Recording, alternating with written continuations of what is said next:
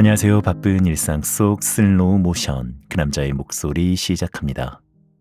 오늘 함께할 이야기는 군주론 인생 공부 가져왔습니다. 많이 들어보셨을 텐데요. 군주론은 권력의 본질과 인간 본성에 대한 날카로운 분석을 담고 있습니다. 이 책은 현대적 시각으로 재해석해서 인간관계, 사회생활에서도 이 군주론을 알고 있다면 절대로 실패 없을 인생을 살게 합니다. 쉽고 재밌는 예를 들어 주어서 이해하기도 되게 편하고요. 재밌더라고요. 무엇보다. 파스칼 출판사에서 구독자분들께 책을 제공해 주신다고 해서 감사히도 이벤트를 진행할 수 있게 되었는데요. 군주론 인생 공부 한번 들어보시고 간략한 소감 댓글로 남겨주시고 고정 댓글에 신청서 누르셔서 작성해 주시면 추첨을 통해 책을 보내드리도록 하겠습니다. 네, 보이는 것이 전부가 아닌 숨겨진 진실을 읽는 법을 군주론을 통해 알아보시고 지혜 쌓는 밤 되시기 바랍니다. 군주론 인생 공부 파스칼 출판. 그럼에도 불구하고 오늘 밤도 잘 자요.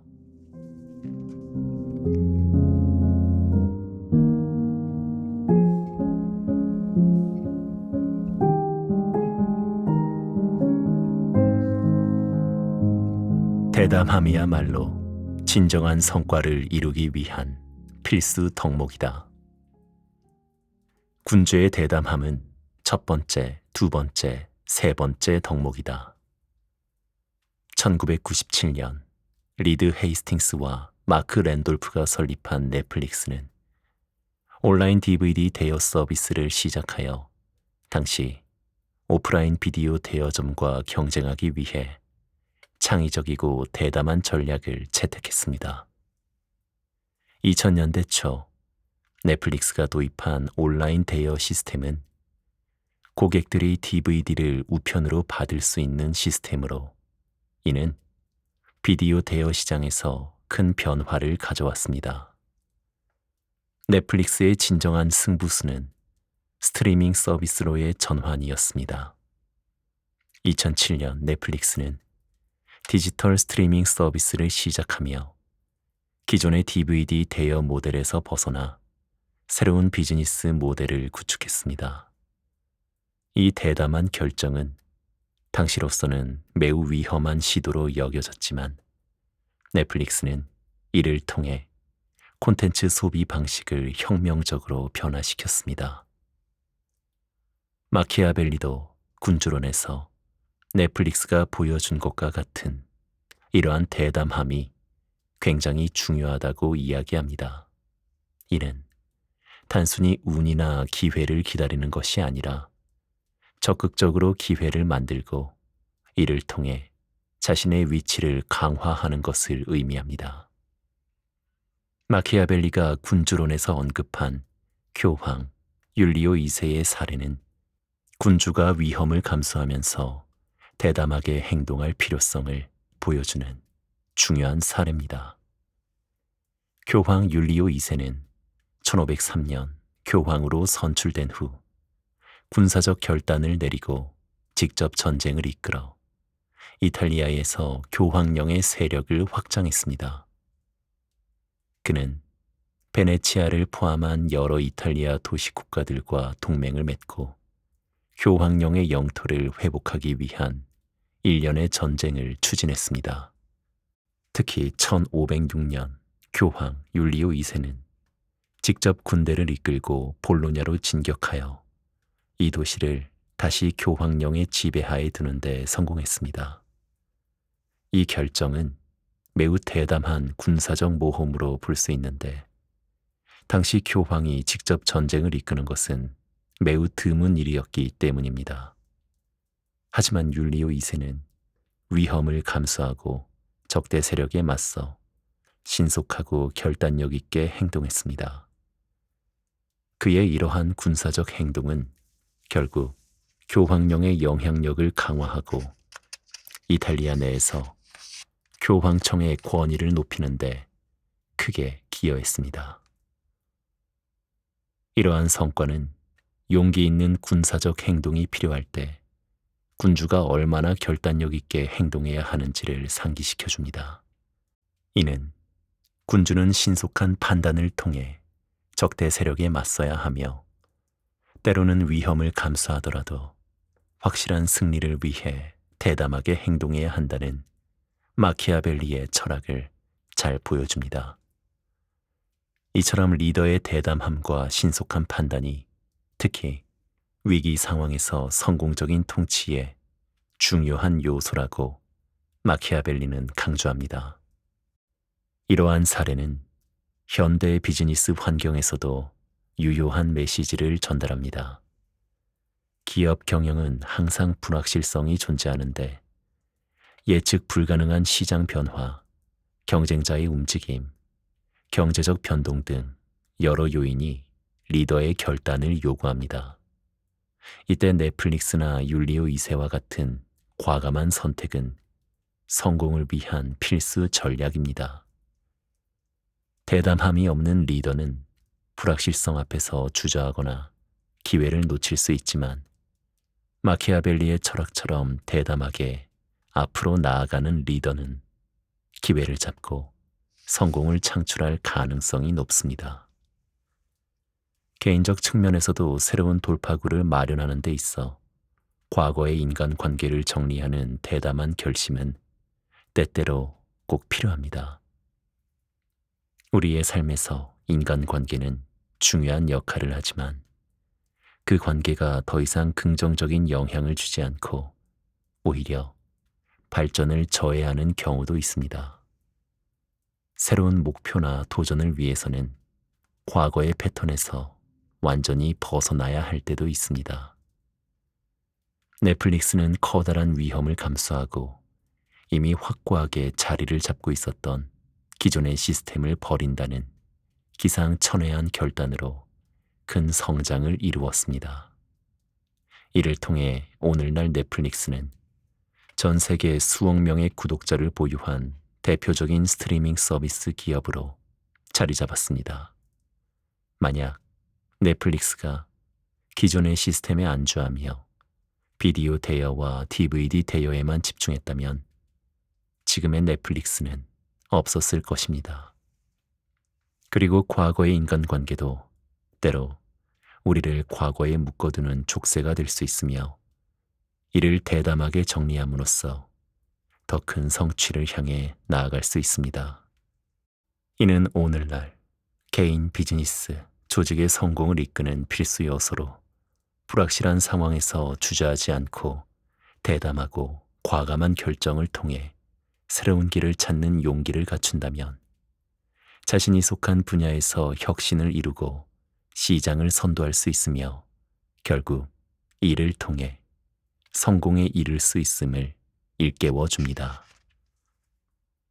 두려움 없이 대담하게 기회를 만들고 도전하라. 인간은 본질적으로 이기적이며 물질적 이익을 더 중시한다. 인간은 아버지의 죽음보다 재산의 손실을 더 오래 기억한다. 레프 톨스토이의 소설 안나 카레니나에서 알렉세이 카레니는 귀족적 신분과 재산을 지키려는 인물로 이러한 속성은 결국 그의 삶을 냉정하게 규율하는 덫이 됩니다. 부유하고 권위 있는 인물인 카레니는 사회적 체면과 명예를 중시하며 자신의 위치를 굳건히 지키고자 합니다. 하지만 그의 아내 안나가 브론스키라는 남자와 사랑에 빠지게 되면서 카레니는 새로운 딜레마에 빠집니다. 안나의 이혼 요청은 그에게는 단순히 가정의 문제를 넘어 자신의 존엄성과 사회적 지위가 위협받는 문제로 다가왔습니다. 카레니는 결혼 생활의 진정한 의미보다는 외부의 시선과 물리적 재산에 더 민감하게 반응합니다. 이를 통해 톨스토이는 카레닌이 사랑의 상실과 상처보다 자신이 세운 사회적 가면을 지키려는 태도에서 비인간적인 면모를 보여줍니다. 안나는 이러한 무정함에 상처를 입고 고통받으며 결국 이 비극적인 갈등은 관계의 파국으로 이어지게 됩니다. 카레니는 안나와의 관계 속에서 사랑보다 체면과 재산을 택하며 결국 그녀와의 가정뿐 아니라 인간적 유대까지 잃어가며 소설의 비극적인 결말에 이르게 됩니다. 마키아벨리도 인간이 본질적으로 이기적이고 자신의 이익에 민감하게 반응한다고 믿었습니다. 그는 사람들이 도덕이나 이상보다는 자기 자신에게 유리한 것을 더 소중하게 여긴다고 분석합니다. 예를 들어 사람들은 물질적 손실을 당했을 때 도덕적 모욕을 느꼈을 때보다 훨씬 깊은 상처를 받으며 이로 인해 분노와 복수심을 오래 간직하게 됩니다. 따라서 마키아벨리는 군주가 군중의 도덕적 기대를 충족하기보다는 물질적 이익과 손해의 주의를 기울이는 것이 더 중요하다고 주장합니다. 이는 군주가 군중의 물질적 욕망을 충족할 수 있을 때 안정적인 통치가 가능하다는 그의 믿음을 반영합니다. 특히 그는 군주가 군중의 물질적 이익을 존중하고 군중들의 재산에 피해를 주지 않는 통치가 매우 중요하다고 강조합니다. 예를 들어 과도한 세금 부과나 재산 몰수와 같은 정책은 군중들로 하여금 불만과 복수심을 품게 만들어 결과적으로 반란이나 정치적 혼란을 야기할 수 있습니다. 따라서 군주는 군중들의 재산과 물질적 이익을 침해하지 않는 통치 방식을 유지함으로써 군중의 지지와 복종을 얻을 수 있다고 조언합니다. 또한 마키아벨리는 통치가 성공적으로 이루어지려면 경제적 이익을 보장하면서도 군중의 두려움을 주는 방식이 필요하다고 설명합니다. 물질적 이익을 보장받으면서도 군주의 권위를 두려워하는 상황에서는 군중들이 군주에게 충성을 유지하게 되며 반란을 꾀하지 않게 됩니다. 이는 군주가 실질적인 통치 전략으로서 군중의 심리를 이해하고 통제하는 방법을 제안하는 것으로 단순한 도덕적 통치보다 실질적인 방식을 우선시하는 마키아벨리의 정치적 현실주의를 잘 보여줍니다. 사람들은 종종 감정적인 상처보다 물질적 손실을 더 크게 느끼고 잃어버린 재산을 되찾기 위해 더 많은 노력을 기울이곤 합니다. 이는 인간이 본능적으로 생존과 안락함을 추구하기 때문입니다. 감정적 고통도 크지만 물질적 손실이 주는 불안과 스트레스는 그 어떤 것보다도 직접적이고 지속적일 수 있습니다. 이는 경제적 안정이 인간의 기본적인 욕구와 깊이 연결되어 있기 때문입니다.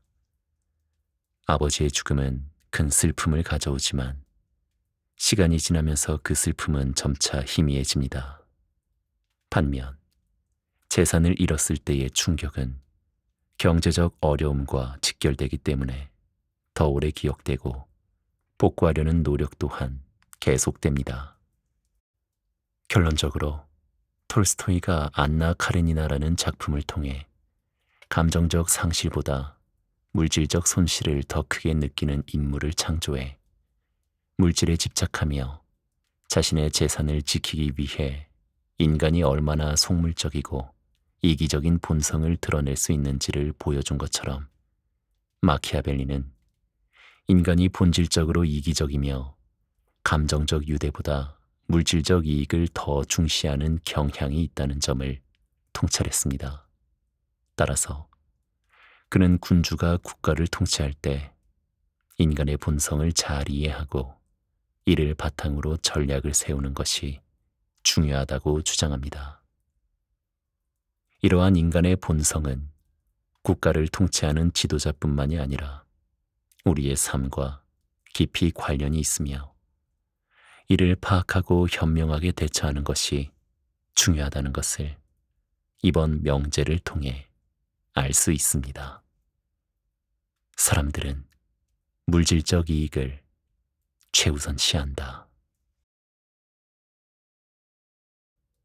비열한 사람들에 맞서 비열해져라.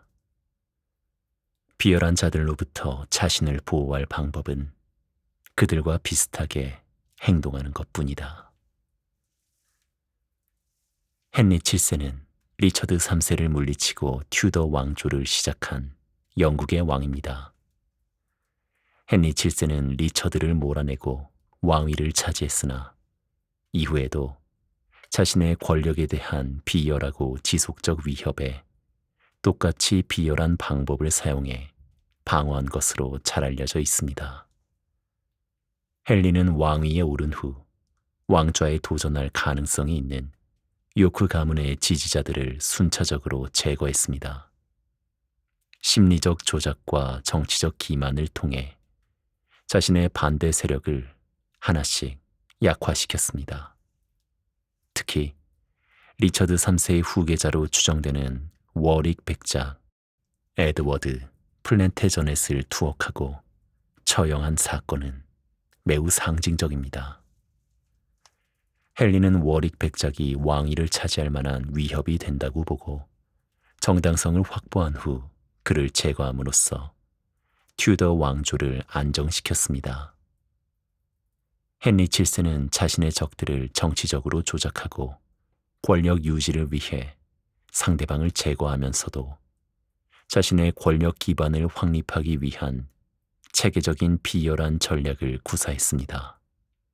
그는 또한 적대 세력과 결혼을 통해 동맹을 맺음으로써 자신을 보호했으며 정치적 결혼 역시 그가 비열하게 자신의 권력을 지키기 위해 사용한 수단 중 하나였습니다.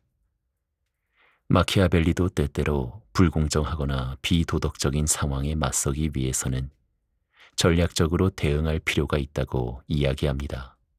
이는 도덕적 타협을 의미하는 것이 아니라 효과적인 자기 방어와 목표 달성을 위해 현실적으로 접근할 필요가 있다는 뜻으로 해석할 수 있습니다. 즉, 가끔은 비겁하고 비열한 상황에서 자신을 보호하고 빠져나가기 위해서는 눈에는 눈, 이에는 이라는 방식으로 대응할 필요가 있습니다. 군주론 19장 군주가 경멸과 미움을 피해야 하는 방법에 대하여에서 마키아벨리는 신하나 주변 인물들이 군주에게 음모를 꾸밀 가능성에 대해 설명합니다. 그는 특히 군주가 비열한 자들로부터 음모를 당할 위험이 있을 때 그들과 같은 방식으로 대응하는 것이 필요하다고 암시합니다. 비열한 자들이 기만과 음모를 통해 군주에게 해를 끼치려고 한다면 군주도 그들처럼 교활한 방식으로 스스로를 보호해야 합니다. 군주는 때로는 기만적이고 교활한 행동을 통해 자신의 적들을 제압해야 하며 그렇게 하지 않으면 경멸받거나 약자로 보일 위험이 있다고 지적합니다. 마키아벨리는 스페인의 페르디난드 2세를 이중적이고 기만적인 통치 전략을 사용해 성공적인 군주가 된 대표적 사례로 언급합니다. 페르디난드 2세는 교활하고 기만적인 전략을 사용해 적들을 제압하고 영토를 확장하며 동시에 권력을 강화했습니다. 그의 통치 방식은 때로는 비열하고 교활한 것으로 평가받을 수도 있지만 마키아벨리는 그가 결국 성공적인 군주가 되었음을 강조하며 필요할 때는 비열한 자들처럼 행동해야 한다는 점을 설명합니다. 결국 페르디난드는 종교적 위선을 통해 자신의 정치적 목표를 달성하는 데 성공했습니다. 예를 들어 그는 기독교 세계에서 이단을 몰아내기 위한 종교적 동기를 내세워 적들을 무너뜨렸지만 실제로는 자신의 권력과 영토를 확장하는 것이 주된 목적이었습니다. 이러한 행동은 기만적이었지만 그를 군주로서 성공하게 한 핵심 전략이기도 했습니다. 이는 그가 비열한 적들과 같은 방식으로 행동했기 때문에 성공할 수 있었음을 보여줍니다. 이는 개인의 일상생활에서도 적용할 수 있습니다. 예를 들어 불합리한 상사나 동료와의 갈등으로 인해 직장에서 부당한 대우를 받았다면 감정적인 대응보다는 상황을 분석하고 전략을 세운 다음 그들과 비슷한 방식으로 대응하여 역지사지할 수 있게끔 상황을 만들어 보는 것도 좋습니다. 다만 그 이후에 일어날 일에 대한 확실한 대응책을 세우고 언제든 전략적으로 맞설 수 있는 대비가 되어 있는 것이 중요합니다. 이는 단순히 자신을 보호하는 것을 넘어 더 나은 작업 환경을 구축하고 직장 내에서의 지위를 강화하는 데 도움이 됩니다. 결론적으로 마키아벨리는 우리가 불공정하거나 비도덕적인 상황에 직면했을 때 단순히 도덕적 원칙에만 의존하지 않고 전략적이고 현실적인 대응을 통해 자신을 보호하고 목표를 달성하는 것이 중요하다는 점을 강조합니다. 상황에 따라 필요할 때는 동해 보복법, 동일한 해를 동일하게 보복하는 법칙, 이런 방식으로 용기 있게 맞서서 대처하는 방법도 필요하다고 역설합니다. 불공정한 상황에 전략적으로 대응하라. 과도한 인자함을 경계하라. 현명한 군주는 인자한 사람으로 여겨지는 것보다 인색한 사람으로 여겨지는 것을 선호해야 한다. 찰스 디킨스의 소설 크리스마스 캐럴에서 주인공 스크루지는 인색한 사람으로 직원들에게 매우 엄격하고 돈을 아끼는 생활을 합니다. 처음에는 이러한 태도가 그의 주변 사람들에게 냉혹하게 보였으나 결국 그는 자신의 재정을 안정적으로 유지하면서 성공한 사업가로 남게 됩니다. 하지만 크리스마스 이브의 새 유령의 방문을 통해 과거, 현재, 미래를 돌아보며 자신의 인색함이 주변 사람들에게 어떤 영향을 미쳤는지 깨닫게 됩니다. 이 과정에서 그는 자신의 인색함이 자신과 타인에게 미치는 부정적인 영향을 반성하게 되지만 재정적인 안정성 자체는 여전히 중요한 가치로 남습니다. 이번 명제는 지도자나 관리자의 입장에서 자원의 관리와 절약이 중요하며 무분별한 인자함이 오히려 장기적으로 해로울 수 있음을 이야기하고 있습니다. 이는 개인의 재정 관리, 조직의 자원 배분, 국가의 예산 집행 등 다양한 현대적 맥락에서 볼 때도 의미가 있습니다. 마키아벨리는 군주가 지나치게 인자한 사람으로 보이기 위해 과도하게 돈을 쓰면 결국 재정적 어려움에 처해 군중들에게 세금을 과도하게 부과하거나 자신의 지위를 위태롭게 할 수 있다고 경고합니다. 마키아벨리는 교황 율리오 2세를 예로 들며 그가 어떻게 관대함을 지나치게 발휘했는지 설명합니다. 그는 교황직을 수행하는 동안 자신의 명성을 드높이고자 여러 정책을 통해 군중들에게 관대한 모습을 보여주었습니다. 이러한 관대함은 일시적으로는 인기를 얻고 많은 이들의 지지를 얻는 데 효과적이었지만 장기적으로는 국가 재정을 악화시키는 원인이 되었습니다.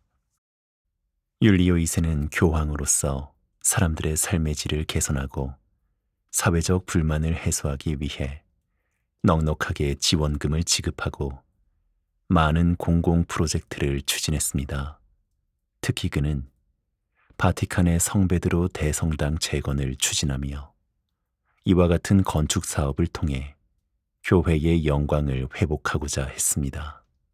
그러나 이러한 사업은 막대한 비용을 필요로 했고 국가 재정에 심각한 부담을 가중시켰습니다.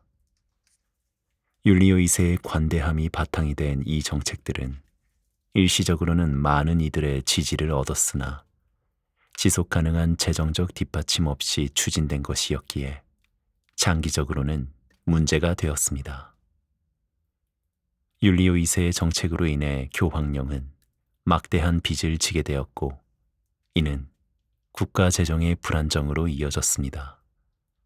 이러한 정책으로 인해 국가 재정이 악화되자 율리오 2세는 이 재정을 충당하기 위해 새로운 세금과 성직 매매 같은 부적절한 방법에 의존하기도 했습니다. 이로 인해 교회 내 부패가 발생하였고 이는 대중의 불만을 초래하여 오히려 율리오 2세의 지지 기반을 흔드는 결과를 낳았습니다. 마키아벨리는 율리오 2세의 예를 통해 관대함이 군주의 권력 유지에 해로울 수 있음을 보여주며 인색함을 선택하는 것이 더 나은 전략이라고 강조합니다. 이는 군주론 전반에 흐르는 정치적 현실주의의 연장선에 있으며 도덕적 미덕보다는 실용적 선택을 중시하는 마키아벨리의 철학을 반영합니다. 개인이든 기업이든 공동체든 국가든 사회에서 살아가려면 자원과 예산의 효율적인 관리가 매우 중요합니다. 예를 들어 기업 경영에서는 자원을 잘못 분배하면 장기적으로 회사의 재정 상태에 큰 타격을 줄 수 있습니다. 초기에는 직원들에게 후한 복지나 보너스를 제공하여 인기를 얻을 수 있지만 이것이 지속 가능하지 않다면 결국 기업 전체의 위기를 초래할 수 있습니다. 따라서 현명한 경영자는 자원을 효율적으로 사용하고 필요할 때는 인색하게 보일지라도 장기적인 안정을 위해 절약하는 것이 필요합니다. 앞서 살펴본 사례에서 스크루지는 재정적 안정을 위해 인색함을 선택했지만 그 이후의 변화는 단순히 인색함을 뉘우치고 후하게 행동하는 것이 아니라 지혜롭게 자원을 관리하는 것의 중요성을 강조합니다. 이는 현대사회에서 개인과 조직 모두가 배워야 할 중요한 교훈입니다. 자원을 어떻게 관리하고 어떻게 효율적으로 사용할지에 대한 현명한 판단이 장기적인 성공과 안정을 가져올 수 있습니다. 자원을 현명하게 관리하고 배분하라. 인간 본성의 어두운 면을 직시하라. 인간은 대체로 변덕스럽고 위선적이며 탐욕스럽다고 할 수 있다. 톨스토이의 소설 부활에서 주인공 네흘류도프는 자신의 특권을 누리며 귀족으로서 이기적이고 탐욕적으로 살아가다가 과거에 자신이 상처 준 농촌 소녀 카투샤를 법정에서 제외하게 됩니다. 젊은 시절 네흘류도프는 순진했던 카투샤를 유혹하고 떠나면서 자신의 행위에 대해 깊이 생각하지 않았습니다. 그러나 시간이 흐르고 카투샤가 피고인으로 법정에 서서 고통스러운 표정으로 눈앞에 나타나자 네흘류도프는 자신의 위선적이고 변덕스러운 행동이 그녀의 삶에 미친 영향을 깨닫기 시작합니다. 재판정에서 누명을 쓴 카투샤의 고통을 목격하면서 그는 처음으로 자신의 과오를 진정으로 반성하게 됩니다. 네흘류도프는 단지 동정에 머무르지 않고 그녀를 구원하고자 헌신적으로 노력하기로 결심합니다. 이러한 결심은 그의 내면에 깊은 변화를 일으키고 자신의 죄를 속죄하기 위해 힘쓰는 길로 이끕니다. 이를 통해 그는 부와 지위를 초월해 자신의 과오와 인간의 본성을 직시하며 도덕적 책임을 찾아가는 여정에 돌입하게 됩니다. 마키아벨리도 인간 본성의 어두운 면을 직시하며 사람들이 종종 자신에게 유리한 대로 행동하고 상황에 따라 쉽게 변하며 물질적 이익을 추구하는 경향이 있음을 지적합니다. 이러한 통찰은 우리의 삶과 인간관계, 사회 구조를 이해하는 데 큰 도움이 됩니다. 마키아벨리는 군주론에서 인간의 본성을 현실적으로 바라보며 인간이 변덕스럽고 위선적이며 자신에게 이익이 되는 방향으로 움직이는 존재라고 묘사합니다. 그는 군주가 군중들의 사랑에만 의존해서는 안 되며 두려움을 통해서도 권위를 확립해야 한다고 강조합니다. 마키아벨리에 따르면 인간은 본질적으로 이기적이고 위선적입니다. 인간은 겉으로는 군주에게 충성을 맹세하고 사랑을 보여주지만 이는 군주가 자신에게 이익을 줄 때에 한해서만 유효합니다.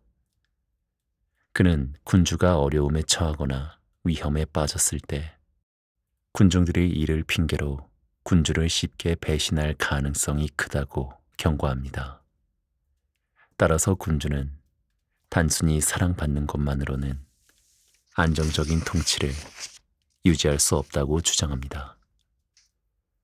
이와 같은 견해를 설명하기 위해 마키아벨리는 군주론에서 루크레치아 공작의 예를 통해 인간의 어두운 본성을 활용한 또 다른 사례를 설명합니다. 루크레치아 공작은 밀라노의 통치자로 프랑스군의 힘을 빌려 이탈리아에서 자신의 권력을 유지하려 했습니다. 그러나 그의 주변 인물들은 변덕스럽고 자기 이익을 좇는 성향을 가지고 있었습니다. 공작이 프랑스군에 의존하면서 주변 귀족들의 불만이 커졌고 하나둘 그를 배신하고 떠나게 됩니다.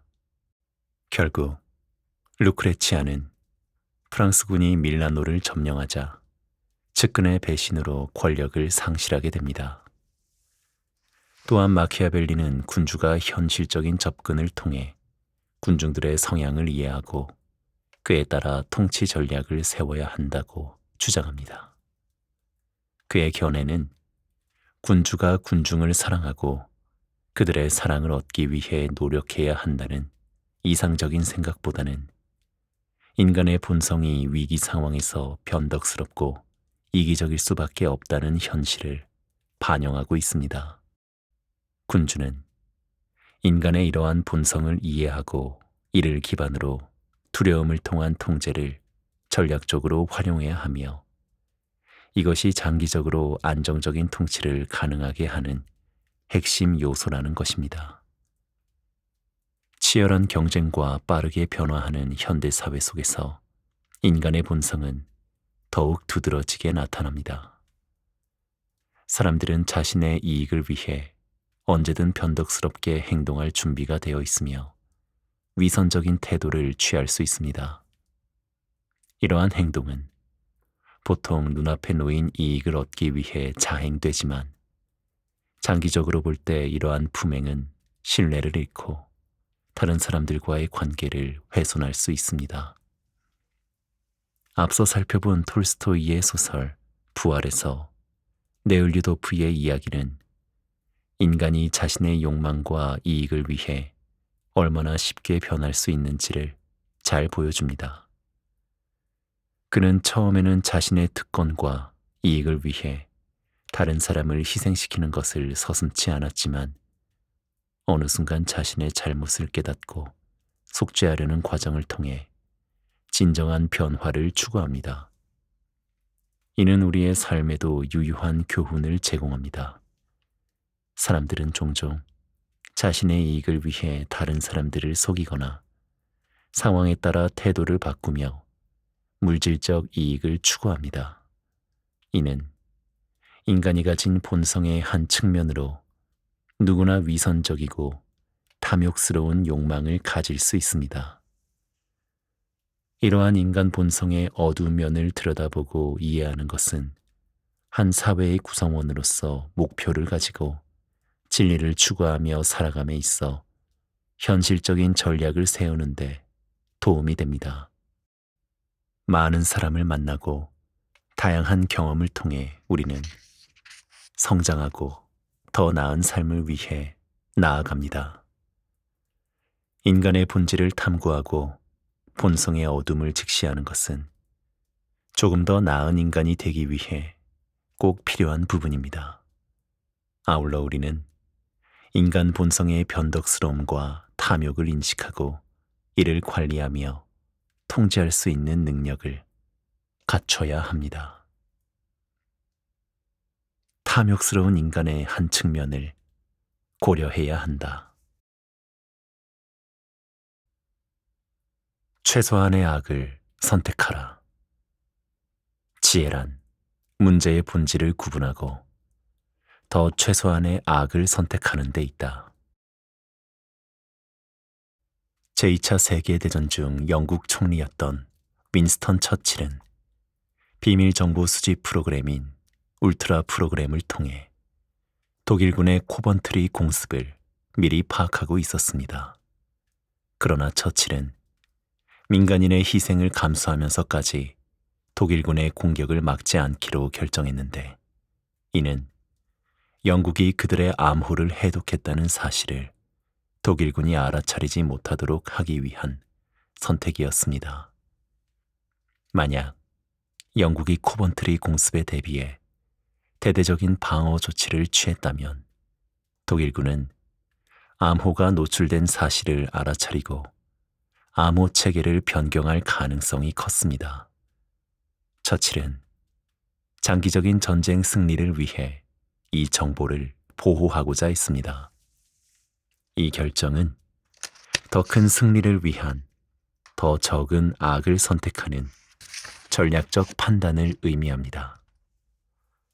울트라 프로그램의 비밀을 유지함으로써 영국은 독일군의 작전을 미리 파악할 수 있다는 큰 이점을 계속 유지할 수 있었고, 이는 전쟁의 향방에 결정적인 영향을 미쳤습니다. 비록 코번트리의 민간인들이 일부 희생되었으나 이 정보의 보호 덕분에 나중에 독일군을 효과적으로 제압할 수 있었습니다. 처칠의 이러한 선택은 리더의 도덕적 딜레마를 보여주고 대의를 위하여 차악을 선택한 사례로 평가받고 있습니다. 마키아벨리의 이번 명제도 우리가 직면한 문제들을 정확히 이해하고 다양한 선택지들 중에서 가장 적은 피해를 가져오는 결정을 내리는 것이 중요하다는 메시지를 전달합니다. 군주론 21장에서는 군주가 자신의 명성을 쌓고 유지하는 방법을 논의합니다. 이와 관련하여 페르난도 2세를 언급하면서 그가 더 적은 악을 선택한 지혜로운 통치자로서 위험을 어떻게 현명하게 관리했는지 사례를 제시합니다. 스페인의 페르난도 2세는 아라곤 왕국의 왕으로서 카스티아의 이사벨 여왕과 결혼하여 스페인의 통합을 이룩한 인물입니다. 그는 자신의 군사적, 정치적 역량을 발휘하여 국토 회복 운동을 성공적으로 마무리하고 스페인을 강력한 중앙 집권 국가로 만들었습니다. 그의 대표적 업적 중 하나는 이슬람 세력을 몰아내고 그라나다를 정복하여 스페인을 완전히 기독교 국가로 전환한 것입니다.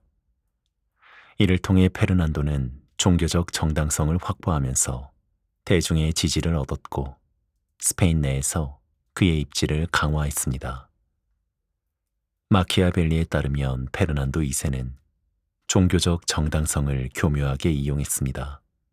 그는 이슬람 세력과의 싸움을 신앙의 수호라는 명분으로 내세우며 대중들의 전폭적인 지지를 끌어냈습니다.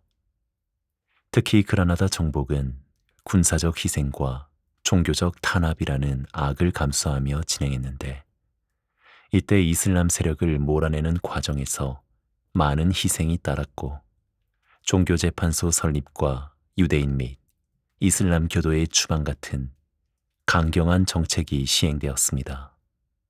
그러나 그는 이 선택이 스페인의 완전한 통합과 국가적 안정을 위해 불가피하다고 판단했습니다. 페르난도는 더 큰 혼란과 분열을 막기 위해 최소한의 악, 즉 군사적 정복과 종교적 탄압을 선택한 것입니다. 이를 통해 페르난도는 스페인 내에서 지지 기반을 확고히 다지는 것과 대중들 사이에서 강력하고 존경받는 지도자로 자리 잡을 수 있었습니다. 페르난도 2세는 내부 안정 외에도 이탈리아, 프랑스와의 외교와 전쟁을 통해 스페인의 영향력을 확장했습니다. 그는 프랑스와의 경쟁에서 이탈리아 내 스페인 세력을 확보하기 위해 전략적으로 개입하며 이탈리아 반도에서의 영향력을 넓혔습니다. 마키아벨리는 페르난도의 이러한 전략을 주목하며 위기의 상황에서 차악을 선택한 능력이라고 칭송합니다.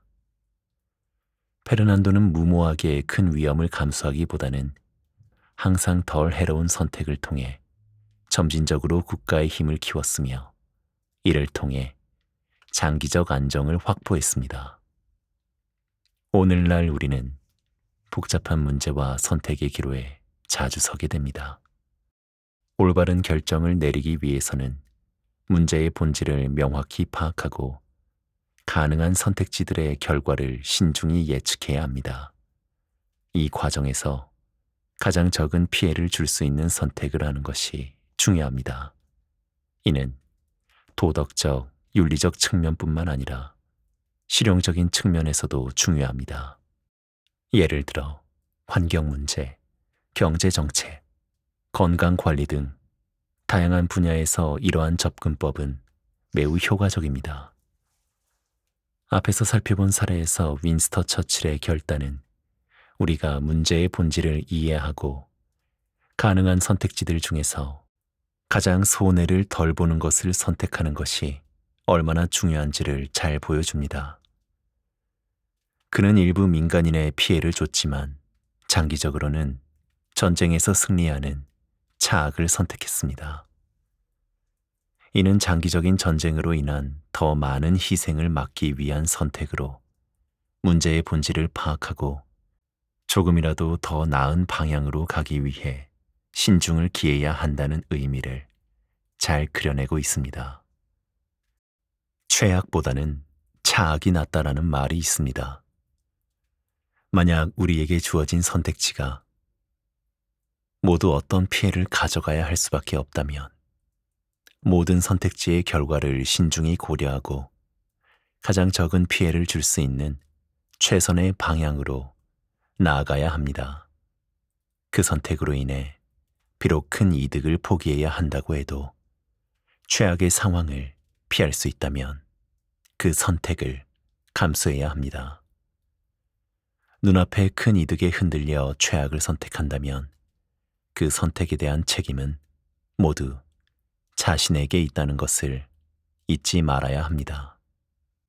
멀리 미래를 내다보는 신중한 선택을 통해 우리는 개인과 사회 모두의 지속 가능한 발전을 이룰 수 있을 것입니다.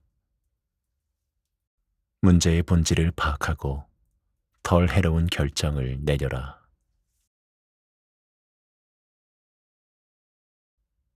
고독하게 혼자 나아가라. 누군가가 나를 도와줄 것이라는 믿음에 빠져서는 안 된다.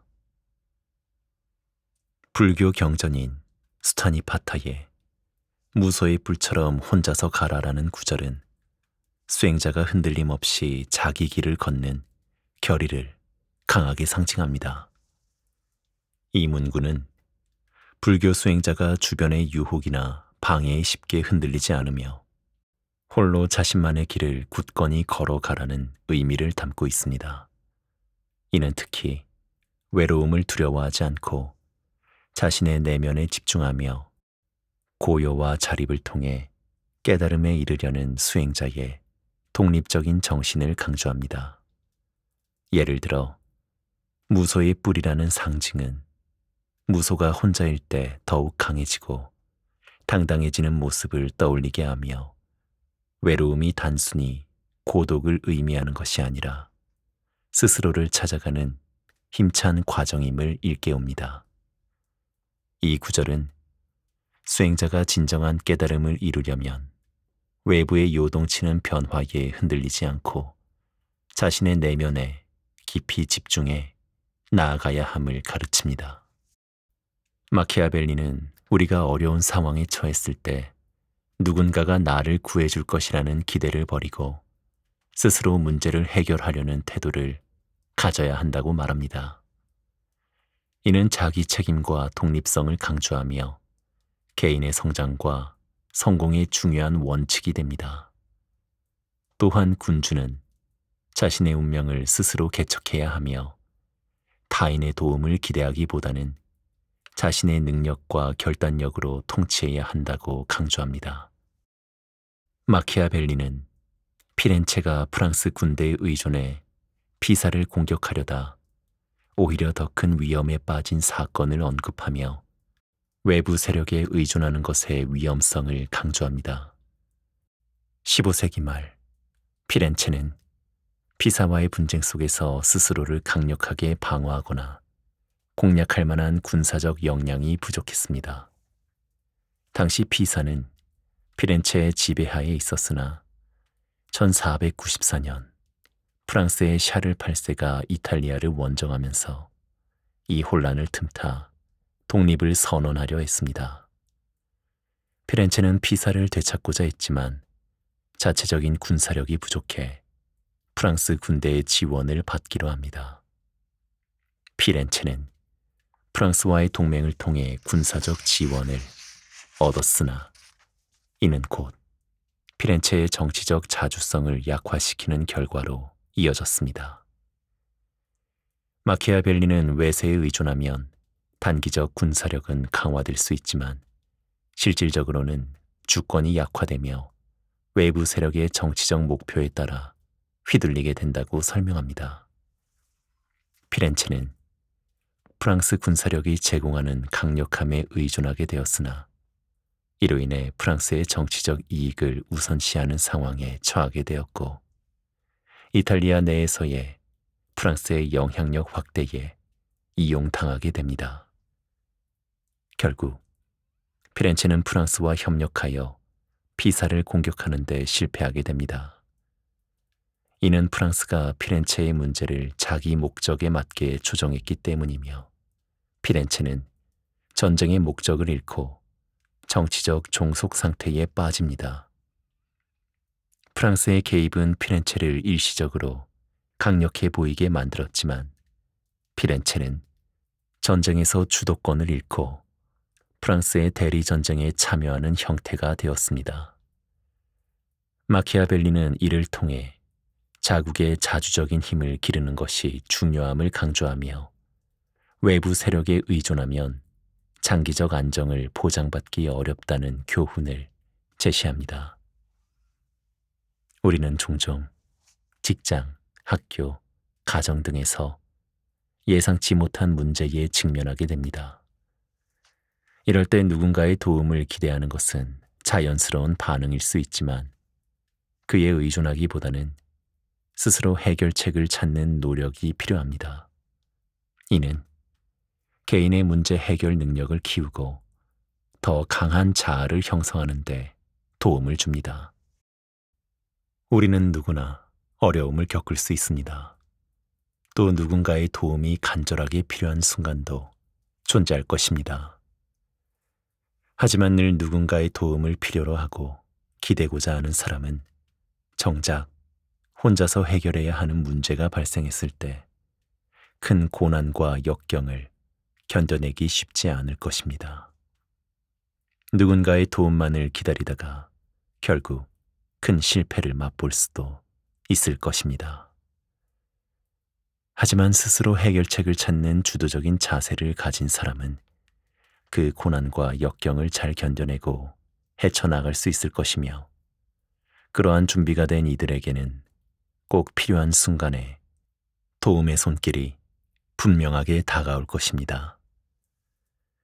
앞서 이야기한 불교 경전에 나오는 무소의 불처럼 혼자서 가라라는 말은 우리가 어려운 상황에서 누군가의 도움을 기대하기보다는 스스로 해결책을 찾고 노력하는 자세가 얼마나 중요한지를 잘 보여주는 문장입니다. 결국 마키아벨리가 이야기한 것처럼 우리는 스스로의 힘을 믿고 독립적인 무소의 뿔처럼 혼자서 가는 내적 강인함이 필요합니다. 스스로 문제를 해결하여 자기 책임을 다하라. 대담함이야말로 진정한 성과를 이루기 위한 필수 덕목이다. 군주의 대담함은 첫 번째, 두 번째, 세 번째 덕목이다.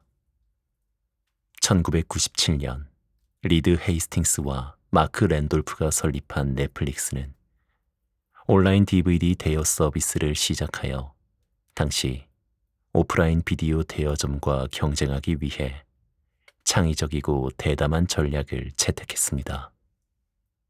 2000년대 초 넷플릭스가 도입한 온라인 대여 시스템은 고객들이 DVD를 우편으로 받을 수 있는 시스템으로 이는 비디오 대여 시장에서 큰 변화를 가져왔습니다. 넷플릭스의 진정한 승부수는 스트리밍 서비스로의 전환이었습니다. 2007년 넷플릭스는 디지털 스트리밍 서비스를 시작하며 기존의 DVD 대여 모델에서 벗어나 새로운 비즈니스 모델을 구축했습니다. 이 대담한 결정은 당시로서는 매우 위험한 시도로 여겨졌지만 넷플릭스는 이를 통해 콘텐츠 소비 방식을 혁명적으로 변화시켰습니다. 마키아벨리도 군주론에서 넷플릭스가 보여준 것과 같은 이러한 대담함이 굉장히 중요하다고 이야기합니다. 이는 단순히 운이나 기회를 기다리는 것이 아니라 적극적으로 기회를 만들고 이를 통해 자신의 위치를 강화하는 것을 의미합니다. 마키아벨리가 군주론에서 언급한 교황 율리오 2세의 사례는 군주가 위험을 감수하면서 대담하게 행동할 필요성을 보여주는 중요한 사례입니다. 교황 율리오 2세는 1503년 교황으로 선출된 후 군사적 결단을 내리고 직접 전쟁을 이끌어 이탈리아에서 교황령의 세력을 확장했습니다. 그는 베네치아를 포함한 여러 이탈리아 도시 국가들과 동맹을 맺고 교황령의 영토를 회복하기 위한 일련의 전쟁을 추진했습니다. 특히 1506년 교황 율리오 2세는 직접 군대를 이끌고 볼로냐로 진격하여 이 도시를 다시 교황령의 지배하에 두는 데 성공했습니다. 이 결정은 매우 대담한 군사적 모험으로 볼 수 있는데 당시 교황이 직접 전쟁을 이끄는 것은 매우 드문 일이었기 때문입니다. 하지만 율리오 2세는 위험을 감수하고 적대 세력에 맞서 신속하고 결단력 있게 행동했습니다. 그의 이러한 군사적 행동은 결국 교황령의 영향력을 강화하고 이탈리아 내에서 교황청의 권위를 높이는 데 크게 기여했습니다. 이러한 성과는 용기 있는 군사적 행동이 필요할 때 군주가 얼마나 결단력 있게 행동해야 하는지를 상기시켜 줍니다. 이는 군주는 신속한 판단을 통해 적대 세력에 맞서야 하며 때로는 위험을 감수하더라도 확실한 승리를 위해 대담하게 행동해야 한다는 마키아벨리의 철학을 잘 보여줍니다. 이처럼 리더의 대담함과 신속한 판단이 특히 위기 상황에서 성공적인 통치의 중요한 요소라고 마키아벨리는 강조합니다. 이러한 사례는 현대 비즈니스 환경에서도 유효한 메시지를 전달합니다. 기업 경영은 항상 불확실성이 존재하는데 예측 불가능한 시장 변화, 경쟁자의 움직임, 경제적 변동 등 여러 요인이 리더의 결단을 요구합니다. 이때 넷플릭스나 율리오 2세와 같은 과감한 선택은 성공을 위한 필수 전략입니다. 대담함이 없는 리더는 불확실성 앞에서 주저하거나 기회를 놓칠 수 있지만, 마키아벨리의 철학처럼 대담하게 앞으로 나아가는 리더는 기회를 잡고 성공을 창출할 가능성이 높습니다. 개인적 측면에서도 새로운 돌파구를 마련하는 데 있어 과거의 인간관계를 정리하는 대담한 결심은 때때로 꼭 필요합니다.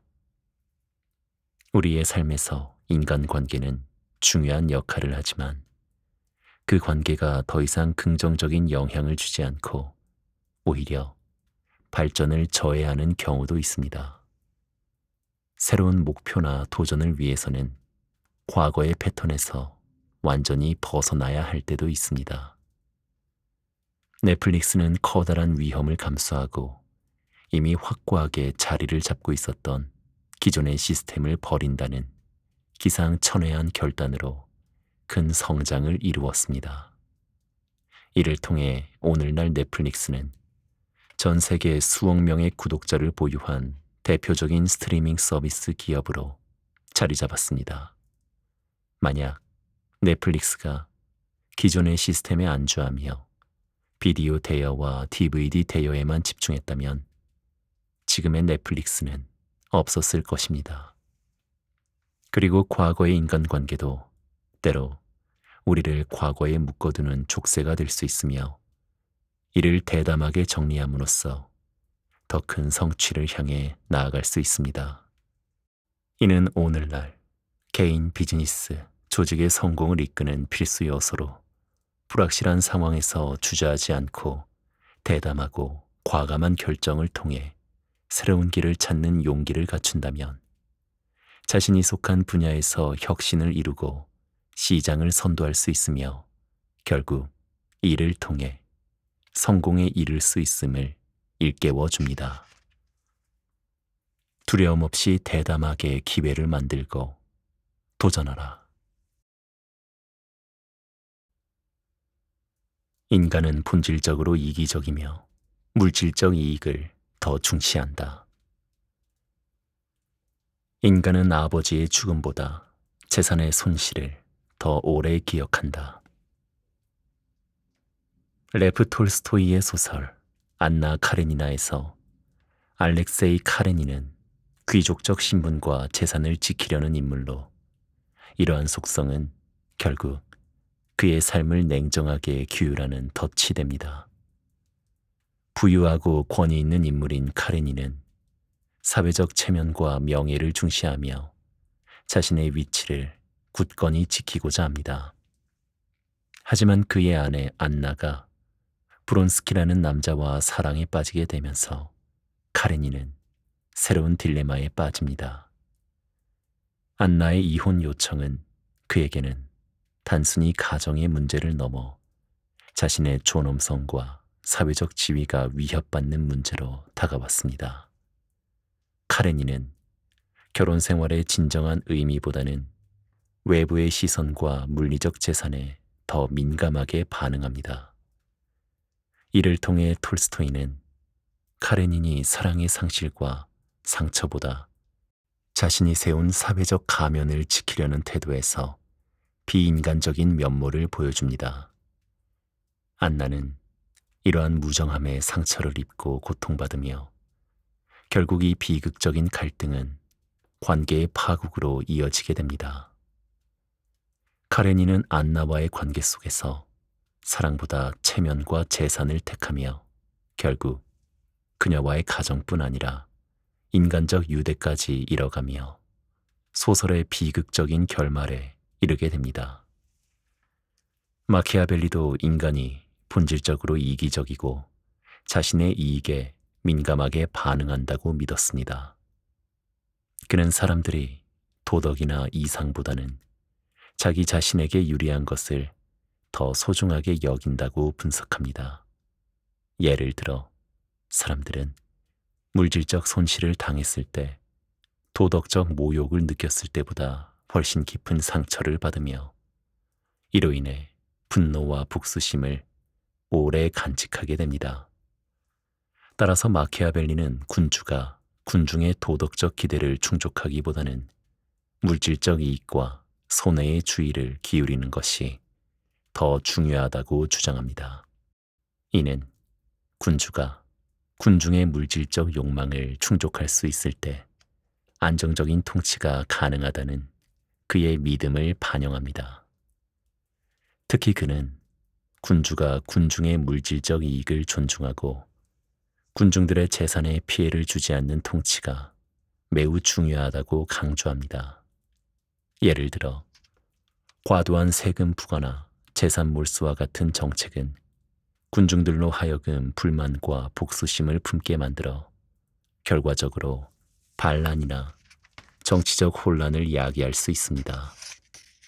따라서 군주는 군중들의 재산과 물질적 이익을 침해하지 않는 통치 방식을 유지함으로써 군중의 지지와 복종을 얻을 수 있다고 조언합니다. 또한 마키아벨리는 통치가 성공적으로 이루어지려면 경제적 이익을 보장하면서도 군중에 두려움을 주는 방식이 필요하다고 설명합니다. 물질적 이익을 보장받으면서도 군주의 권위를 두려워하는 상황에서는 군중들이 군주에게 충성을 유지하게 되며 반란을 꾀하지 않게 됩니다. 이는 군주가 실질적인 통치 전략으로서 군중의 심리를 이해하고 통제하는 방법을 제안하는 것으로 단순한 도덕적 통치보다 실질적인 방식을 우선시하는 마키아벨리의 정치적 현실주의를 잘 보여줍니다. 사람들은 종종 감정적인 상처보다 물질적 손실을 더 크게 느끼고 잃어버린 재산을 되찾기 위해 더 많은 노력을 기울이곤 합니다. 이는 인간이 본능적으로 생존과 안락함을 추구하기 때문입니다. 감정적 고통도 크지만 물질적 손실이 주는 불안과 스트레스는 그 어떤 것보다도 직접적이고 지속적일 수 있습니다. 이는 경제적 안정이 인간의 기본적인 욕구와 깊이 연결되어 있기 때문입니다. 아버지의 죽음은 큰 슬픔을 가져오지만 시간이 지나면서 그 슬픔은 점차 희미해집니다. 반면 재산을 잃었을 때의 충격은 경제적 어려움과 직결되기 때문에 더 오래 기억되고 복구하려는 노력 또한 계속됩니다.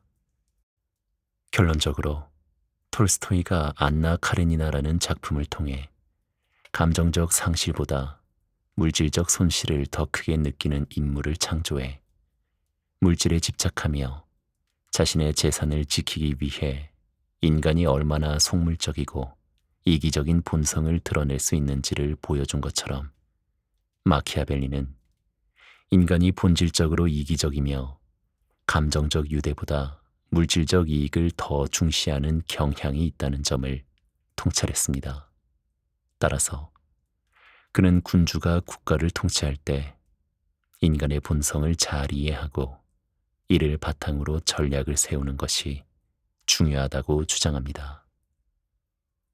이러한 인간의 본성은 국가를 통치하는 지도자뿐만이 아니라 우리의 삶과 깊이 관련이 있으며 이를 파악하고 현명하게 대처하는 것이 중요하다는 것을 이번 명제를 통해 알 수 있습니다. 사람들은 물질적 이익을 최우선시한다.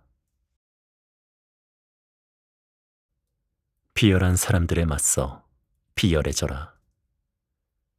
비열한 자들로부터 자신을 보호할 방법은 그들과 비슷하게 행동하는 것뿐이다. 헨리 7세는 리처드 3세를 물리치고 튜더 왕조를 시작한 영국의 왕입니다. 헨리 7세는 리처드를 몰아내고 왕위를 차지했으나 이후에도 자신의 권력에 대한 비열하고 지속적 위협에 똑같이 비열한 방법을 사용해 방어한 것으로 잘 알려져 있습니다. 헨리는 왕위에 오른 후 왕좌에 도전할 가능성이 있는 요크 가문의 지지자들을 순차적으로 제거했습니다. 심리적 조작과 정치적 기만을 통해 자신의 반대 세력을 하나씩 약화시켰습니다. 특히 리처드 3세의 후계자로 추정되는 워릭 백작 에드워드 플랜테저넷을 투옥하고 처형한 사건은 매우 상징적입니다. 헨리는 워릭 백작이 왕위를 차지할 만한 위협이 된다고 보고 정당성을 확보한 후 그를 제거함으로써 튜더 왕조를 안정시켰습니다. 헨리 7세는 자신의 적들을 정치적으로 조작하고 권력 유지를 위해 상대방을 제거하면서도 자신의 권력 기반을 확립하기 위한 체계적인 비열한 전략을 구사했습니다. 그는 또한 적대 세력과 결혼을 통해 동맹을 맺음으로써 자신을 보호했으며 정치적 결혼 역시 그가 비열하게 자신의 권력을 지키기 위해 사용한 수단 중 하나였습니다. 마키아벨리도 때때로 불공정하거나 비도덕적인 상황에 맞서기 위해서는 전략적으로 대응할 필요가 있다고 이야기합니다. 이는 도덕적 타협을 의미하는 것이 아니라 효과적인 자기 방어와 목표 달성을 위해 현실적으로 접근할 필요가 있다는 뜻으로 해석할 수 있습니다. 즉, 가끔은 비겁하고 비열한 상황에서 자신을 보호하고 빠져나가기 위해서는 눈에는 눈, 이에는 이라는 방식으로 대응할 필요가 있습니다. 군주론 19장 군주가 경멸과 미움을 피해야 하는 방법에 대하여에서 마키아벨리는 신하나 주변 인물들이 군주에게 음모를 꾸밀 가능성에 대해 설명합니다. 그는 특히 군주가 비열한 자들로부터 음모를 당할 위험이 있을 때 그들과 같은 방식으로 대응하는 것이 필요하다고 암시합니다. 비열한 자들이 기만과 음모를 통해 군주에게 해를 끼치려고 한다면 군주도 그들처럼 교활한 방식으로 스스로를 보호해야 합니다. 군주는 때로는 기만적이고 교활한 행동을 통해 자신의 적들을 제압해야 하며 그렇게 하지 않으면 경멸받거나 약자로 보일 위험이 있다고 지적합니다. 마키아벨리는 스페인의 페르디난드 2세를 이중적이고 기만적인 통치 전략을 사용해 성공적인 군주가 된 대표적 사례로 언급합니다. 페르디난드 2세는 교활하고 기만적인 전략을 사용해 적들을 제압하고 영토를 확장하며 동시에 권력을 강화했습니다. 그의 통치 방식은 때로는 비열하고 교활한 것으로 평가받을 수도 있지만 마키아벨리는 그가 결국 성공적인 군주가 되었음을 강조하며 필요할 때는 비열한 자들처럼 행동해야 한다는 점을 설명합니다. 결국 페르디난드는 종교적 위선을 통해 자신의 정치적 목표를 달성하는 데 성공했습니다. 예를 들어 그는 기독교 세계에서 이단을 몰아내기 위한 종교적 동기를 내세워 적들을 무너뜨렸지만 실제로는 자신의 권력과 영토를 확장하는 것이 주된 목적이었습니다. 이러한 행동은 기만적이었지만 그를 군주로서 성공하게 한 핵심 전략이기도 했습니다. 이는 그가 비열한 적들과 같은 방식으로 행동했기 때문에 성공할 수 있었음을 보여줍니다. 이는 개인의 일상생활에서도 적용할 수 있습니다. 예를 들어 불합리한 상사나 동료와의 갈등으로 인해 직장에서 부당한 대우를 받았다면 감정적인 대응보다는 상황을 분석하고 전략을 세운 다음 그들과 비슷한 방식으로 대응하여 역지사지할 수 있게끔 상황을 만들어 보는 것도 좋습니다. 다만 그 이후에 일어날 일에 대한 확실한 대응책을 세우고 언제든 전략적으로 맞설 수 있는 대비가 되어 있는 것이 중요합니다. 이는 단순히 자신을 보호하는 것을 넘어 더 나은 작업 환경을 구축하고 직장 내에서의 지위를 강화하는 데 도움이 됩니다. 결론적으로 마키아벨리는 우리가 불공정하거나 비도덕적인 상황에 직면했을 때 단순히 도덕적 원칙에만 의존하지 않고 전략적이고 현실적인 대응을 통해 자신을 보호하고 목표를 달성하는 것이 중요하다는 점을 강조합니다. 상황에 따라 필요할 때는 동해의 보복법, 동일한 해를 동일하게 보복하는 법칙, 이런 방식으로 용기 있게 맞서서 대처하는 방법도 필요하다고 역설합니다. 불공정한 상황에 전략적으로 대응하라. 과도한 인자함을 경계하라. 현명한 군주는 인자한 사람으로 여겨지는 것보다 인색한 사람으로 여겨지는 것을 선호해야 한다. 찰스 디킨스의 소설 크리스마스 캐럴에서 주인공 스크루지는 인색한 사람으로 직원들에게 매우 엄격하고 돈을 아끼는 생활을 합니다. 처음에는 이러한 태도가 그의 주변 사람들에게 냉혹하게 보였으나 결국 그는 자신의 재정을 안정적으로 유지하면서 성공한 사업가로 남게 됩니다. 하지만 크리스마스 이브의 새 유령의 방문을 통해 과거, 현재, 미래를 돌아보며 자신의 인색함이 주변 사람들에게 어떤 영향을 미쳤는지 깨닫게 됩니다. 이 과정에서 그는 자신의 인색함이 자신과 타인에게 미치는 부정적인 영향을 반성하게 되지만 재정적인 안정성 자체는 여전히 중요한 가치로 남습니다. 이번 명제는 지도자나 관리자의 입장에서 자원의 관리와 절약이 중요하며 무분별한 인자함이 오히려 장기적으로 해로울 수 있음을 이야기하고 있습니다. 이는 개인의 재정 관리, 조직의 자원 배분, 국가의 예산 집행 등 다양한 현대적 맥락에서 볼 때도 의미가 있습니다. 마키아벨리는 군주가 지나치게 인자한 사람으로 보이기 위해 과도하게 돈을 쓰면 결국 재정적 어려움에 처해 군중들에게 세금을 과도하게 부과하거나 자신의 지위를 위태롭게 할 수 있다고 경고합니다. 마키아벨리는 교황 율리오 2세를 예로 들며 그가 어떻게 관대함을 지나치게 발휘했는지 설명합니다. 그는 교황직을 수행하는 동안 자신의 명성을 드높이고자 여러 정책을 통해 군중들에게 관대한 모습을 보여주었습니다. 이러한 관대함은 일시적으로는 인기를 얻고 많은 이들의 지지를 얻는 데 효과적이었지만 장기적으로는 국가 재정을 악화시키는 원인이 되었습니다. 율리오 2세는 교황으로서 사람들의 삶의 질을 개선하고 사회적 불만을 해소하기 위해 넉넉하게 지원금을 지급하고 많은 공공 프로젝트를 추진했습니다.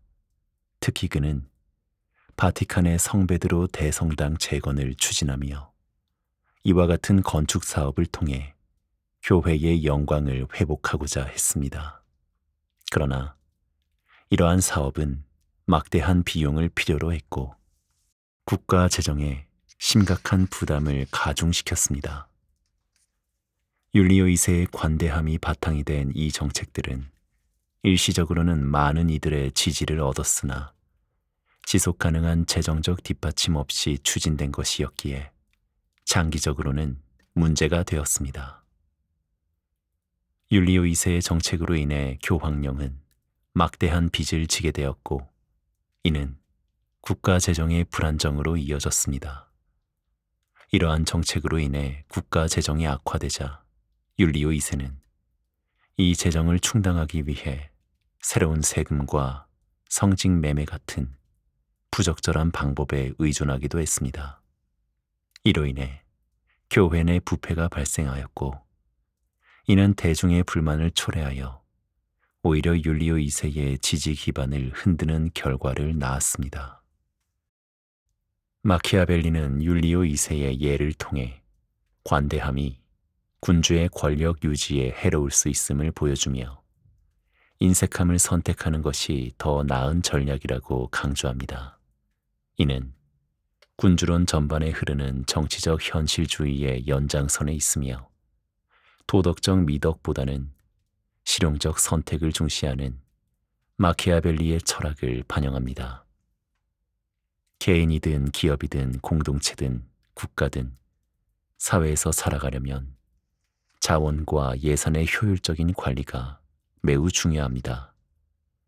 예를 들어 기업 경영에서는 자원을 잘못 분배하면 장기적으로 회사의 재정 상태에 큰 타격을 줄 수 있습니다.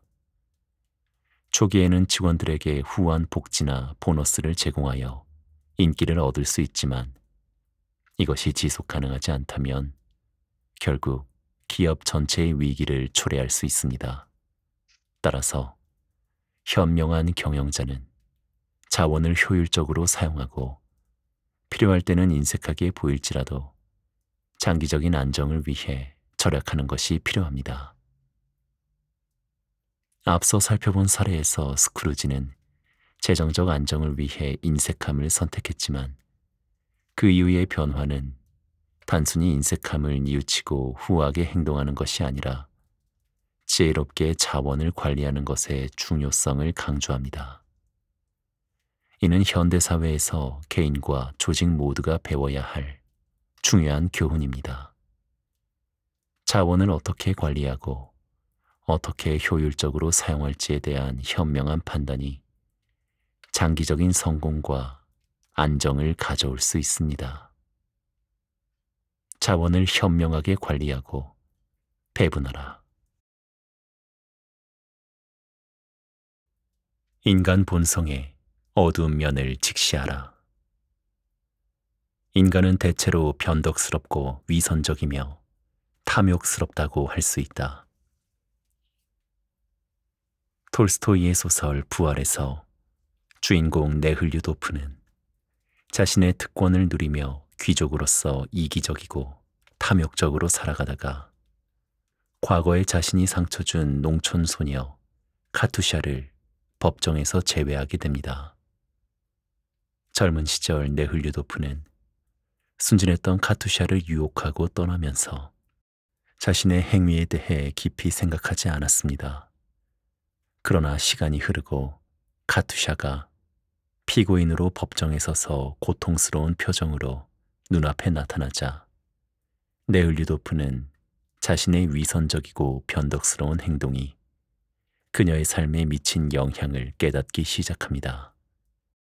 재판정에서 누명을 쓴 카투샤의 고통을 목격하면서 그는 처음으로 자신의 과오를 진정으로 반성하게 됩니다.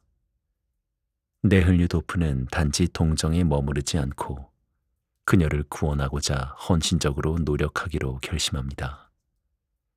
이러한 결심은 그의 내면에 깊은 변화를 일으키고 자신의 죄를 속죄하기 위해 힘쓰는 길로 이끕니다. 이를 통해 그는 부와 지위를 초월해 자신의 과오와 인간의 본성을 직시하며 도덕적 책임을 찾아가는 여정에 돌입하게 됩니다. 마키아벨리도 인간 본성의 어두운 면을 직시하며 사람들이 종종 자신에게 유리한 대로 행동하고 상황에 따라 쉽게 변하며 물질적 이익을 추구하는 경향이 있음을 지적합니다. 이러한 통찰은 우리의 삶과 인간관계, 사회 구조를 이해하는 데 큰 도움이 됩니다. 마키아벨리는 군주론에서 인간의 본성을 현실적으로 바라보며 인간이 변덕스럽고 위선적이며 자신에게 이익이 되는 방향으로 움직이는 존재라고 묘사합니다. 그는 군주가 군중들의 사랑에만 의존해서는 안 되며 두려움을 통해서도 권위를 확립해야 한다고 강조합니다. 마키아벨리에 따르면 인간은 본질적으로 이기적이고 위선적입니다. 인간은 겉으로는 군주에게 충성을 맹세하고 사랑을 보여주지만 이는 군주가 자신에게 이익을 줄 때에 한해서만 유효합니다. 그는 군주가 어려움에 처하거나 위험에 빠졌을 때 군중들의 이를 핑계로 군주를 쉽게 배신할 가능성이 크다고 경고합니다. 따라서 군주는 단순히 사랑받는 것만으로는 안정적인 통치를 유지할 수 없다고 주장합니다. 이와 같은 견해를 설명하기 위해 마키아벨리는 군주론에서 루크레치아 공작의 예를 통해 인간의 어두운 본성을 활용한 또 다른 사례를 설명합니다. 루크레치아 공작은 밀라노의 통치자로 프랑스군의 힘을 빌려 이탈리아에서 자신의 권력을 유지하려 했습니다. 그러나 그의 주변 인물들은 변덕스럽고 자기 이익을 좇는 성향을 가지고 있었습니다. 공작이 프랑스군에 의존하면서 주변 귀족들의 불만이 커졌고 하나둘 그를 배신하고 떠나게 됩니다. 결국 루크레치아는 프랑스군이 밀라노를 점령하자 측근의 배신으로 권력을 상실하게 됩니다. 또한 마키아벨리는 군주가 현실적인 접근을 통해 군중들의 성향을 이해하고 그에 따라 통치 전략을 세워야 한다고 주장합니다. 그의 견해는 군주가 군중을 사랑하고 그들의 사랑을 얻기 위해 노력해야 한다는 이상적인 생각보다는 인간의 본성이 위기 상황에서 변덕스럽고 이기적일 수밖에 없다는 현실을 반영하고 있습니다. 군주는 인간의 이러한 본성을 이해하고 이를 기반으로 두려움을 통한 통제를 전략적으로 활용해야 하며 이것이 장기적으로 안정적인 통치를 가능하게 하는 핵심 요소라는 것입니다. 치열한 경쟁과 빠르게 변화하는 현대 사회 속에서 인간의 본성은 더욱 두드러지게 나타납니다. 사람들은 자신의 이익을 위해 언제든 변덕스럽게 행동할 준비가 되어 있으며 위선적인 태도를 취할 수 있습니다. 이러한 행동은 보통 눈앞에 놓인 이익을 얻기 위해 자행되지만 장기적으로 볼 때 이러한 품행은 신뢰를 잃고 다른 사람들과의 관계를 훼손할 수 있습니다. 앞서 살펴본 톨스토이의 소설 부활에서 네을류도프의 이야기는 인간이 자신의 욕망과 이익을 위해 얼마나 쉽게 변할 수 있는지를 잘 보여줍니다. 그는 처음에는 자신의 특권과 이익을 위해 다른 사람을 희생시키는 것을 서슴지 않았지만 어느 순간 자신의 잘못을 깨닫고 속죄하려는 과정을 통해 진정한 변화를 추구합니다. 이는 우리의 삶에도 유효한 교훈을 제공합니다. 사람들은 종종 자신의 이익을 위해 다른 사람들을 속이거나 상황에 따라 태도를 바꾸며 물질적 이익을 추구합니다. 이는 인간이 가진 본성의 한 측면으로 누구나 위선적이고 탐욕스러운 욕망을 가질 수 있습니다. 이러한 인간 본성의 어두운 면을 들여다보고 이해하는 것은 한 사회의 구성원으로서 목표를 가지고 진리를 추구하며 살아감에 있어 현실적인 전략을 세우는데 도움이 됩니다. 많은 사람을 만나고 다양한 경험을 통해 우리는 성장하고 더 나은 삶을 위해 나아갑니다. 인간의 본질을 탐구하고 본성의 어둠을 직시하는 것은 조금 더 나은 인간이 되기 위해 꼭 필요한 부분입니다. 아울러 우리는 인간 본성의 변덕스러움과 탐욕을 인식하고 이를 관리하며 통제할 수 있는 능력을 갖춰야 합니다. 탐욕스러운 인간의 한 측면을 고려해야 한다. 최소한의 악을 선택하라. 지혜란 문제의 본질을 구분하고 더 최소한의 악을 선택하는 데 있다. 제2차 세계대전 중 영국 총리였던 윈스턴 처칠은 비밀 정보 수집 프로그램인 울트라 프로그램을 통해 독일군의 코번트리 공습을 미리 파악하고 있었습니다. 그러나 처칠은 민간인의 희생을 감수하면서까지 독일군의 공격을 막지 않기로 결정했는데, 이는 영국이 그들의 암호를 해독했다는 사실을 독일군이 알아차리지 못하도록 하기 위한 선택이었습니다. 만약 영국이 코번트리 공습에 대비해 대대적인 방어 조치를 취했다면 독일군은 암호가 노출된 사실을 알아차리고 암호 체계를 변경할 가능성이 컸습니다. 처칠은 장기적인 전쟁 승리를 위해 이 정보를 보호하고자 했습니다. 이 결정은 더 큰 승리를 위한 더 적은 악을 선택하는 전략적 판단을 의미합니다. 울트라 프로그램의 비밀을 유지함으로써 영국은 독일군의 작전을 미리 파악할 수 있다는 큰 이점을 계속 유지할 수 있었고, 이는 전쟁의 향방에 결정적인 영향을 미쳤습니다. 비록 코번트리의 민간인들이 일부 희생되었으나 이 정보의 보호 덕분에 나중에 독일군을 효과적으로 제압할 수 있었습니다. 처칠의 이러한 선택은 리더의 도덕적 딜레마를 보여주고 대의를 위하여 차악을 선택한 사례로 평가받고 있습니다. 마키아벨리의 이번 명제도 우리가 직면한 문제들을 정확히 이해하고 다양한 선택지들 중에서 가장 적은 피해를 가져오는 결정을 내리는 것이 중요하다는 메시지를 전달합니다. 군주론 21장에서는 군주가 자신의 명성을 쌓고 유지하는 방법을 논의합니다. 이와 관련하여 페르난도 2세를 언급하면서 그가 더 적은 악을 선택한 지혜로운 통치자로서 위험을 어떻게 현명하게 관리했는지 사례를 제시합니다.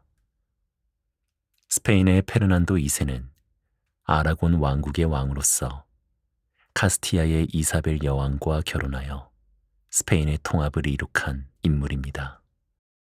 그는 자신의 군사적, 정치적 역량을 발휘하여 국토 회복 운동을 성공적으로 마무리하고 스페인을 강력한 중앙 집권 국가로 만들었습니다. 그의 대표적 업적 중 하나는 이슬람 세력을 몰아내고 그라나다를 정복하여 스페인을 완전히 기독교 국가로 전환한 것입니다. 이를 통해 페르난도는 종교적 정당성을 확보하면서 대중의 지지를 얻었고 스페인 내에서 그의 입지를 강화했습니다. 마키아벨리에 따르면 페르난도 2세는 종교적 정당성을 교묘하게 이용했습니다. 그는 이슬람 세력과의 싸움을 신앙의 수호라는 명분으로 내세우며 대중들의 전폭적인 지지를 끌어냈습니다. 특히 그라나다 정복은 군사적 희생과 종교적 탄압이라는 악을 감수하며 진행했는데, 이때 이슬람 세력을 몰아내는 과정에서 많은 희생이 따랐고 종교재판소 설립과 유대인 및 이슬람 교도의 추방 같은 강경한 정책이 시행되었습니다. 그러나 그는 이 선택이 스페인의 완전한 통합과 국가적 안정을 위해 불가피하다고 판단했습니다. 페르난도는 더 큰 혼란과 분열을 막기 위해 최소한의 악, 즉 군사적 정복과 종교적 탄압을 선택한 것입니다. 이를 통해 페르난도는 스페인 내에서 지지 기반을 확고히 다지는 것과 대중들 사이에서 강력하고 존경받는 지도자로 자리 잡을 수 있었습니다. 페르난도 2세는 내부 안정 외에도 이탈리아, 프랑스와의 외교와 전쟁을 통해 스페인의 영향력을 확장했습니다. 그는 프랑스와의 경쟁에서 이탈리아 내 스페인 세력을 확보하기 위해 전략적으로 개입하며 이탈리아 반도에서의 영향력을 넓혔습니다. 마키아벨리는 페르난도의 이러한 전략을 주목하며 위기의 상황에서 차악을 선택한 능력이라고 칭송합니다. 페르난도는 무모하게 큰 위험을 감수하기보다는 항상 덜 해로운 선택을 통해 점진적으로 국가의 힘을 키웠으며 이를 통해 장기적 안정을 확보했습니다. 오늘날 우리는 복잡한 문제와 선택의 기로에 자주 서게 됩니다. 올바른 결정을 내리기 위해서는 문제의 본질을 명확히 파악하고 가능한 선택지들의 결과를 신중히 예측해야 합니다. 이 과정에서 가장 적은 피해를 줄 수 있는 선택을 하는 것이 중요합니다. 이는 도덕적, 윤리적 측면뿐만 아니라 실용적인 측면에서도 중요합니다.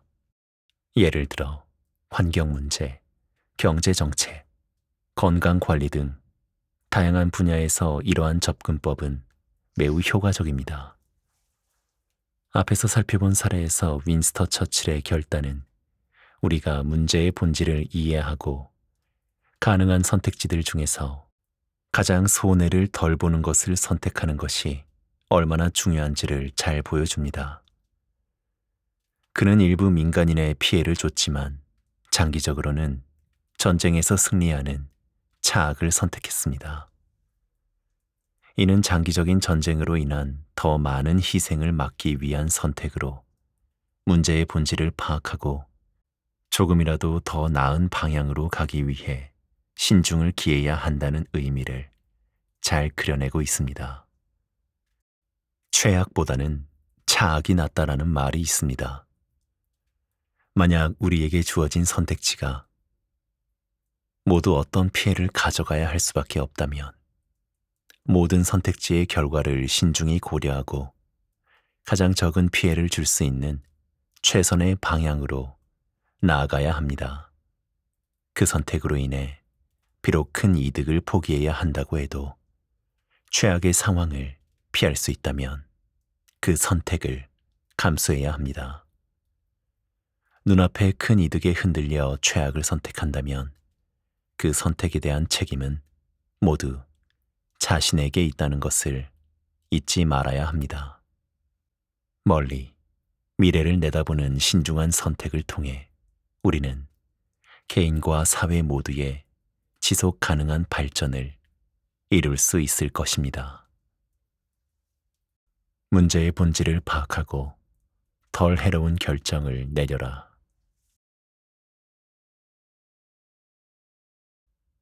고독하게 혼자 나아가라. 누군가가 나를 도와줄 것이라는 믿음에 빠져서는 안 된다. 불교 경전인 수타니파타의 무소의 불처럼 혼자서 가라라는 구절은 수행자가 흔들림 없이 자기 길을 걷는 결의를 강하게 상징합니다. 이 문구는 불교 수행자가 주변의 유혹이나 방해에 쉽게 흔들리지 않으며 홀로 자신만의 길을 굳건히 걸어가라는 의미를 담고 있습니다. 이는 특히 외로움을 두려워하지 않고 자신의 내면에 집중하며 고요와 자립을 통해 깨달음에 이르려는 수행자의 독립적인 정신을 강조합니다. 예를 들어 무소의 뿔이라는 상징은 무소가 혼자일 때 더욱 강해지고 당당해지는 모습을 떠올리게 하며 외로움이 단순히 고독을 의미하는 것이 아니라 스스로를 찾아가는 힘찬 과정임을 일깨웁니다. 이 구절은 수행자가 진정한 깨달음을 이루려면 외부의 요동치는 변화에 흔들리지 않고 자신의 내면에 깊이 집중해 나아가야 함을 가르칩니다. 마키아벨리는 우리가 어려운 상황에 처했을 때 누군가가 나를 구해줄 것이라는 기대를 버리고 스스로 문제를 해결하려는 태도를 가져야 한다고 말합니다. 이는 자기 책임과 독립성을 강조하며 개인의 성장과 성공의 중요한 원칙이 됩니다. 또한 군주는 자신의 운명을 스스로 개척해야 하며 타인의 도움을 기대하기보다는 자신의 능력과 결단력으로 통치해야 한다고 강조합니다. 마키아벨리는 피렌체가 프랑스 군대에 의존해 피사를 공격하려다 오히려 더 큰 위험에 빠진 사건을 언급하며 외부 세력에 의존하는 것의 위험성을 강조합니다. 15세기 말 피렌체는 피사와의 분쟁 속에서 스스로를 강력하게 방어하거나 공략할 만한 군사적 역량이 부족했습니다. 당시 피사는 피렌체의 지배하에 있었으나 1494년 프랑스의 샤를 8세가 이탈리아를 원정하면서 이 혼란을 틈타 독립을 선언하려 했습니다. 피렌체는 피사를 되찾고자 했지만 자체적인 군사력이 부족해 프랑스 군대의 지원을 받기로 합니다.